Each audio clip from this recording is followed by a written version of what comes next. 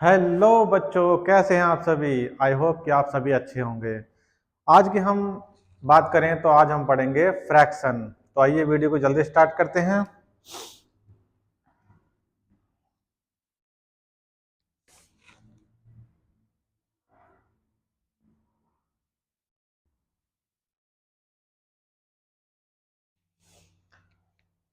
बच्चों, फ्रैक्शन होता क्या है। फ्रैक्शन जो P अपॉन क्यू की फॉर्म में होता है उसे हम कहते हैं फ्रैक्शन।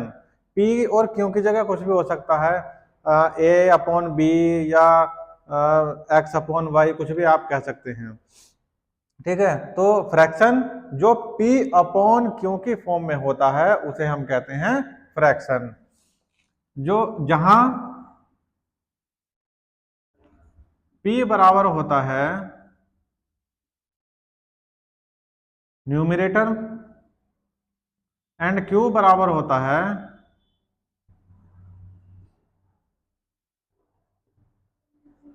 डिनोमिनेटर। P बराबर न्यूमरेटर और Q बराबर डिनोमिनेटर, यानी जो ऊपर वाली संख्या है जिसको हम हिंदी में अंश भी कहते हैं। मैं हिंदी में नाम लिख दे रहा हूं आपको, अंश और हर। ठीक है, तो फ्रैक्शन क्या है हमारा, जो P अपॉन क्यू के फॉर्म में होता है उसे हम कहते हैं फ्रैक्शन। जहां P क्या है हमारा न्यूमरेटर यानी अंश, क्यू क्या है हमारा डिनोमिनेटर यानी हर। अगर मैं एग्जांपल की बात करूं, 1/3, 5/7, 8/11, 2/7, तो ये कैसे हमारे सभी फ्रैक्शन हैं। इनको हम जो जहां पर भी आपको इस तरह की फॉर्म में लिखे हुए नजर आए तो उसको हम कहते हैं कि यह एक फ्रैक्शन है।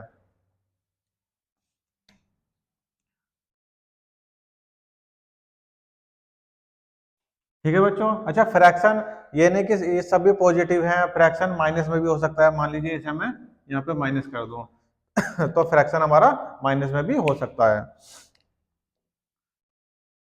उसके बाद हम बात करें,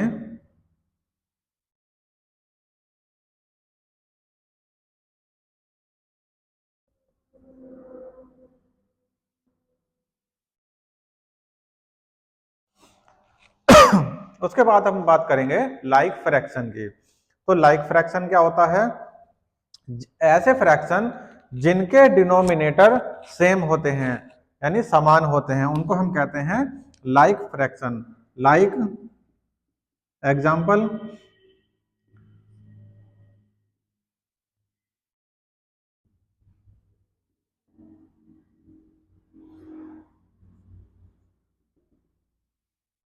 etc। लाइक फ्रैक्शन यहां देखिए, यहां पर जितने भी मेरे डिनोमिनेटर हैं वो कैसे हैं, सेम है। तो ऐसे फ्रैक्शंस को कहते हैं हम लाइक फ्रैक्शन। क्लियर बच्चों।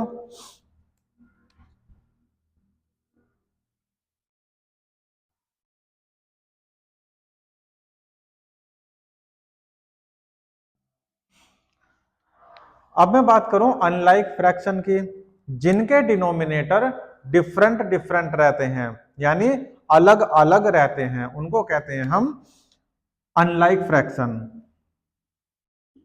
एग्जाम्पल,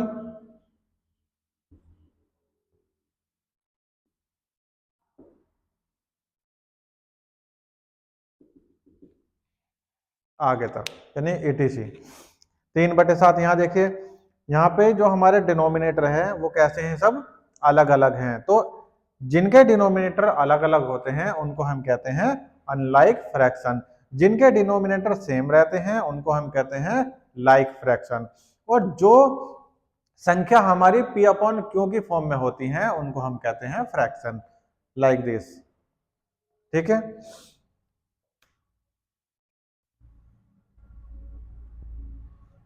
चलिए, अगर मैं बात करूं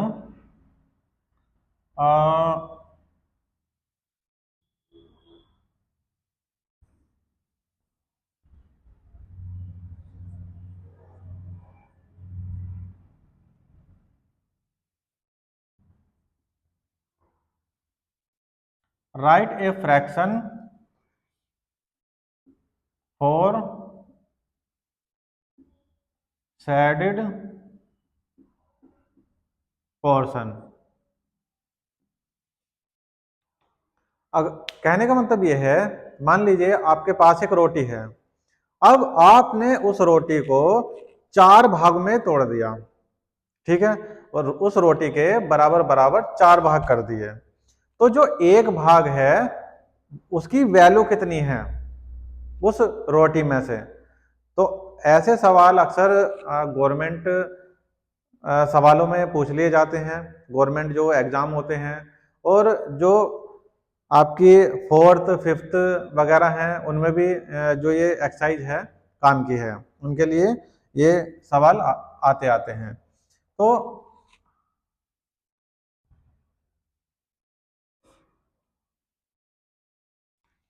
मान लीजिए मेरे पास कोई एक रोटी है, उसको मैंने 4 हिस्सों में तोड़ दिया। अब अगर मैं आपसे पूछूं कि इस हिस्से का फ्रैक्शन बताइए, रोटी को मैंने 4 हिस्सों में तोड़ दिया, ये पोर्शन मैंने शेडेड कर दिया, तो ये वाला हिस्सा कितना है। देखिए बच्चों, सबसे आसान है, हमने इस सर्किल या फिर रोटी कुछ भी मान सकते हैं आप, इसके कितने टुकड़े करें, 4। यहाँ डिनोमिनेटर मेरा आएगा 4, यानी जितने टुकड़े होते हैं उसको हम लिख लेते हैं नीचे। अब किसके लिए पूछ रहा है वो, शेडेड पोर्शन के लिए, तो शेडेड पोर्शन कितना है हमारा 1, तो उसको लिख देंगे हम ऊपर न्यूमरेटर के साथ, ठीक है। तो इसका जो फ्रैक्शन है वो बना हमारा 1/4 या 1/4। समझ में आया। दूसरा एग्जांपल लूं मैं,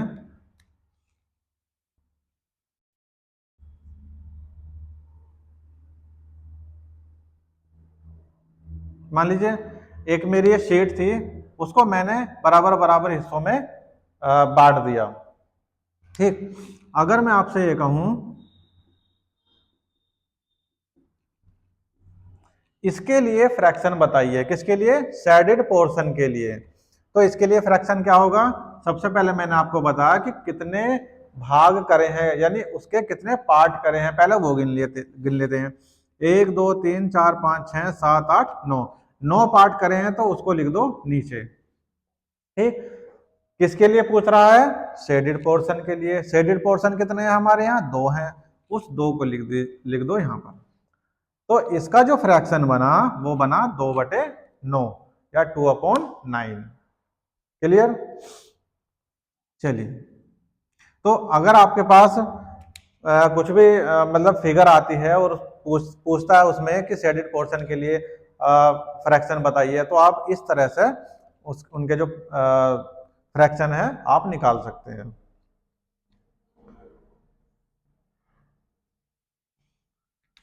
अगर इन्हीं सवालों के लिए पूछे right fraction for unshaded portion, अब मैंने क्या लिखा, अनशेडेड पोर्शन के लिए, अगर मैं इन्हीं को ही ले लूं, चलो यहां बना देता हूं,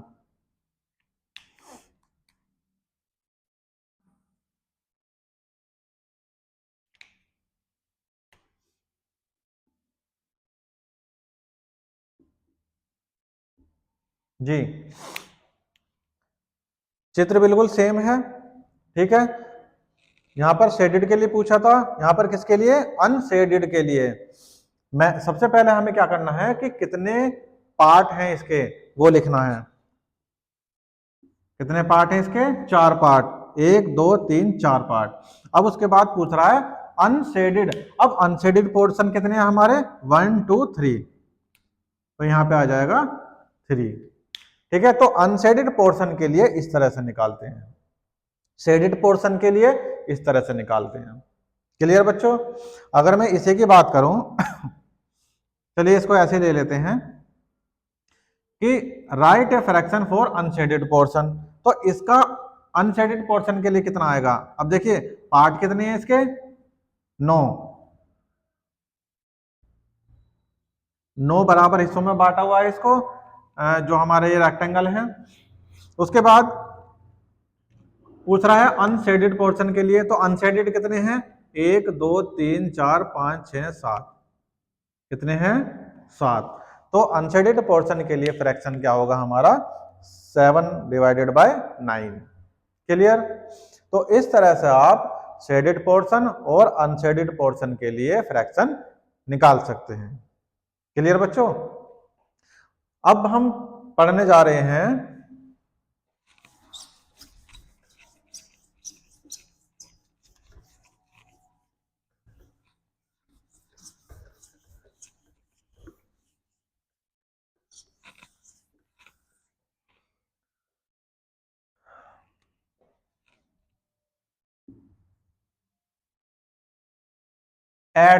एडिशन किसके लिए?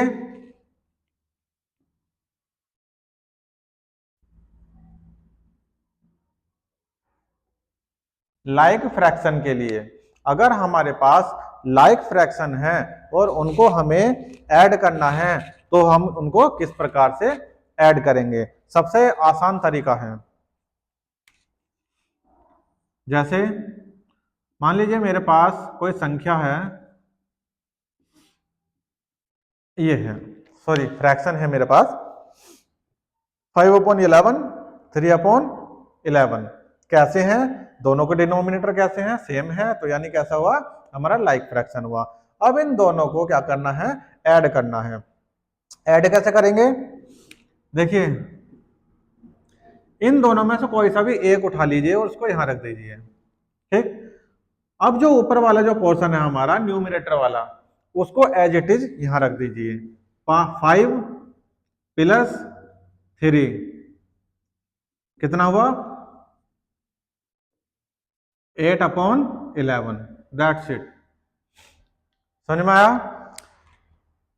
सबसे सिंपल है कि हमारा लाइक फ्रैक्शन है, उसको दोनों में से किसी एक को यहां उठा लीजिए और उसके बाद ऊपर वाले जो पोर्शन होता है उसको एज इट इज यहां रख दीजिए और इनको ऐड करके ऐसे लिख दीजिए। समझ में आया कि किस प्रकार से लाइक जो फ्रैक्शन होते हैं हम उनको ऐड करते हैं? एक और मैं सवाल ले रहा हूं, 5/7 प्लस का 3/7 प्लस के 11/7। ठीक है, ये भी मेरा कैसा है? कैसे हैं? ये सभी लाइक फ्रैक्शन है, क्योंकि इनका जो डिनोमिनेटर है वो सेम है। मैंने क्या बताया कि जो हमारा डिनोमिनेटर होता है उसमें से कोई भी एक संख्या उठाकर यहां रख दीजिए। डिनोमिनेटर है तो डिनोमिनेटर में ही रख देंगे। उसके बाद जो ऊपर वाली संख्या है उसको एज इट इज यहां उठाकर रख दीजिए। 5 प्लस का 3 प्लस 11 इज इक्वल टू 5 और 3 8 और 8 और 11 19 divided by 7। That's it. Clear बच्चों? तो इस प्रकार से हम लाइक फ्रैक्शन का एडिशन कर लेते हैं।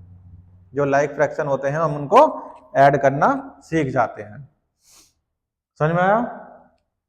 उसके बाद हम बताते हैं आपको सब्ट्रैक्शन।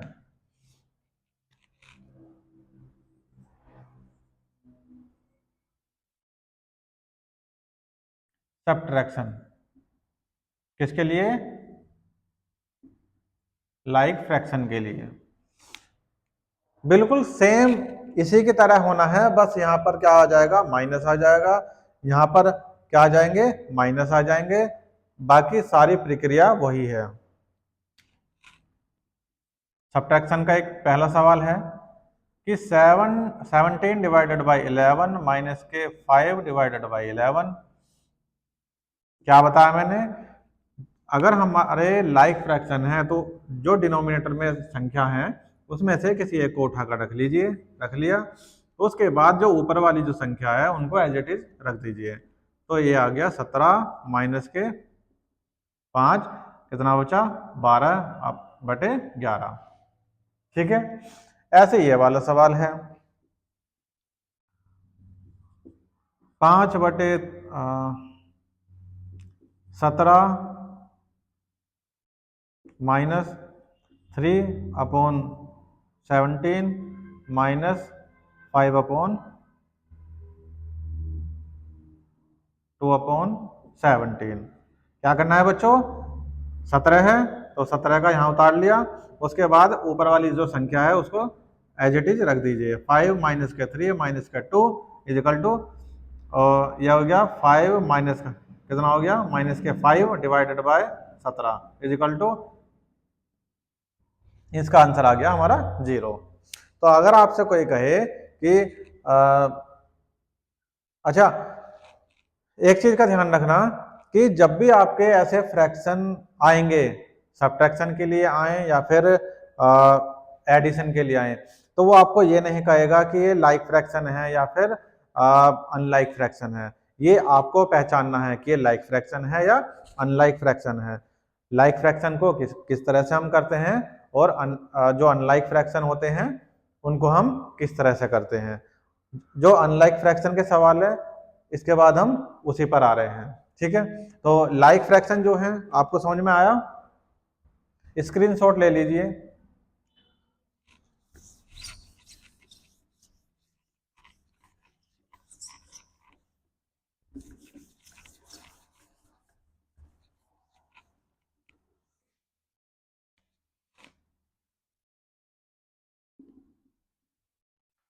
बात किसकी कर रहे हैं हम? अनलाइक फ्रैक्शन की। तो हमारे पास सवाल है,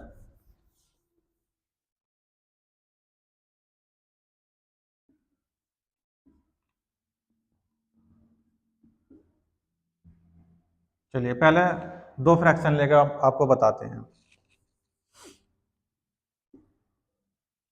क्या करना होता है। यहां पर देखिए डिनोमिनेटर मेरा 5 है, यहां पर 3 है, तो यानी कैसे हुए? Unlike fraction.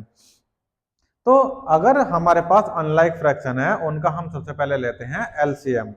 एलसीएम मैं आपसे पिछली वाली वीडियो में आपको बता चुका हूं कि किस प्रकार से हम प्राइम फैक्टराइजेशन मेथड के द्वारा एलसीएम निकालते हैं। तो इन दोनों का जो एलसीएम है वो आएगा हमारा 15। ठीक, अब यहां पे थोड़ा सा ध्यान से सुनना। 15 को डिवाइड करना है 5 से, ठीक है, कितना आया? 3। उस 3 की मल्टीप्लाई करनी होती है इस न्यूमरेटर के साथ। एक बार फिर समझिए, ये क्या है? मेरा एलसीएम निकल के आया 15। इस 15 को डिवाइड करना होता है 5 से, यानी इसके डिनोमिनेटर से। कितना आया? 3 बार जाएगा, उस 3 की मल्टीप्लाई करनी होती है न्यूमरेटर के साथ। कर दी मैंने, प्लस ऐसे ही इसके लिए इसको डिवाइड करना है 3 से, कितना आया? 5। उस 5 की मल्टीप्लाई करनी है किसके साथ? 2 के साथ। ठीक है बच्चों, तो अनलाइक फ्रैक्शन में ये हमको करना है। सबसे पहले मेन चीज होती है एलसीएम, उसके बाद कि किसको किससे डिवाइड करना है और किसके साथ मल्टीप्लाई करनी है वो मैं आपको यहाँ पर बता चुका हूँ। ठीक है, अब इनको सोल्व कर लेते हैं। 3 3 9 प्लस 5 दूनी 10 डिवाइडेड बाय 15, तो कितना हो गया? 19/15। इतना करना होता है। सारा जो खेल है वो सिर्फ इस वाले पोर्शन का है, ठीक है। ये वाला पोर्शन अगर आपको आ गया अच्छे तरीके से तो आप जो अनलाइक फ्रैक्शन है उनको आप ऐड करना अच्छी तरह से सीख जाओगे। अभी आ रहा हूं।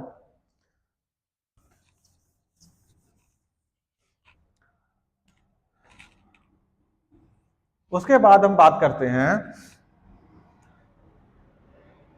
मनीष अभी आ रहा हूं, मनीष अभी आ रहा हूं, बैठ जाओ ऑफिस में, अभी आ रहा हूं, बस 5 मिनट लग जाएगा। तो उसके बाद दूसरा सवाल हम लेते हैं।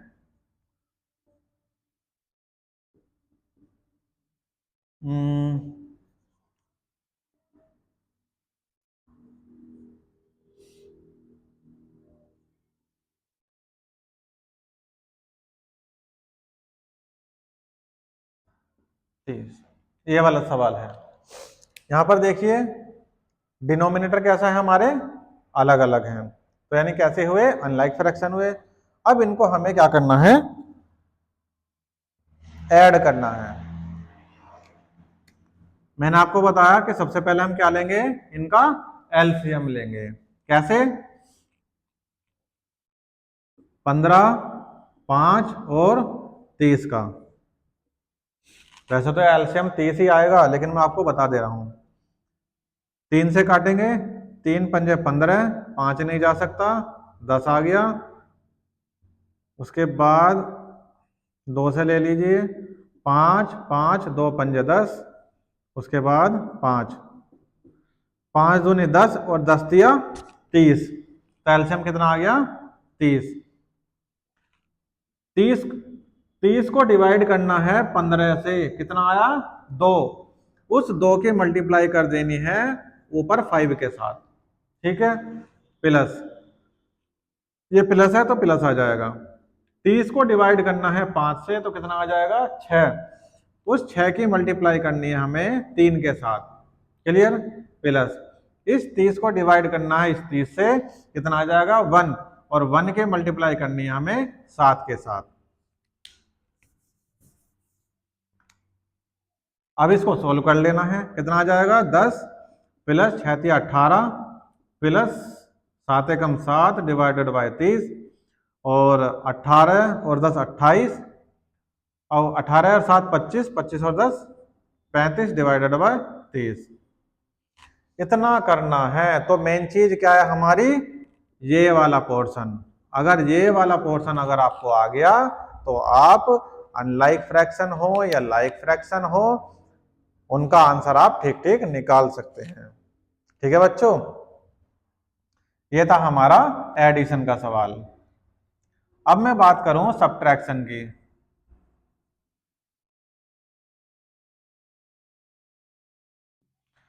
सब्ट्रैक्शन का भी ऐसे ही है, बस हमें यहाँ पे एलसीएम आना चाहिए, निकालना आना चाहिए, बाकी सारी कैलकुलेशन बिल्कुल ऐसे ही है।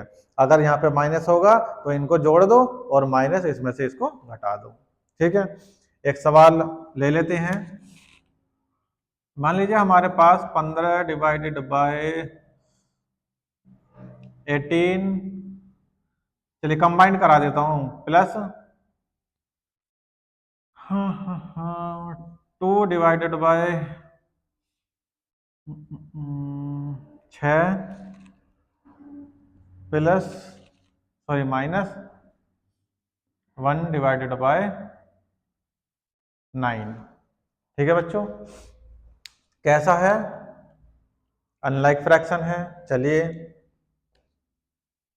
क्या करना है, इनका एलसीएम निकालना है। तो 18, 6 और 9, इनका एलसीएम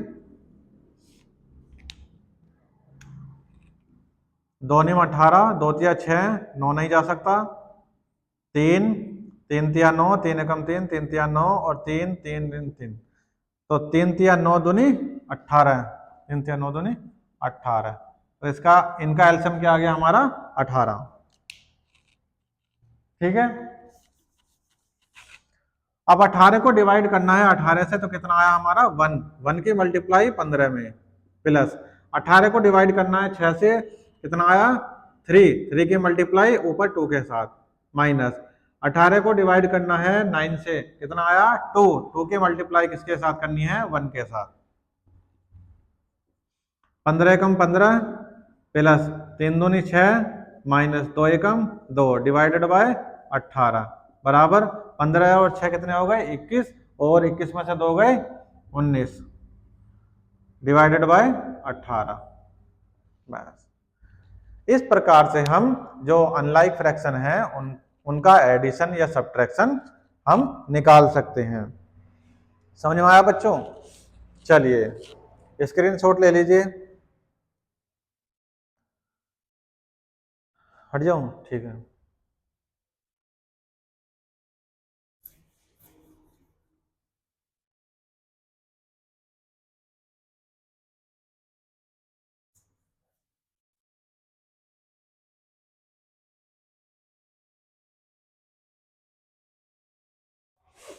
तो बच्चों कैसी लगी आज की वीडियो?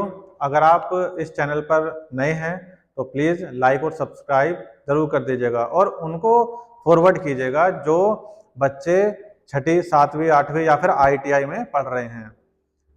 ठीक है, तो आज के लिए सिर्फ इतना ही।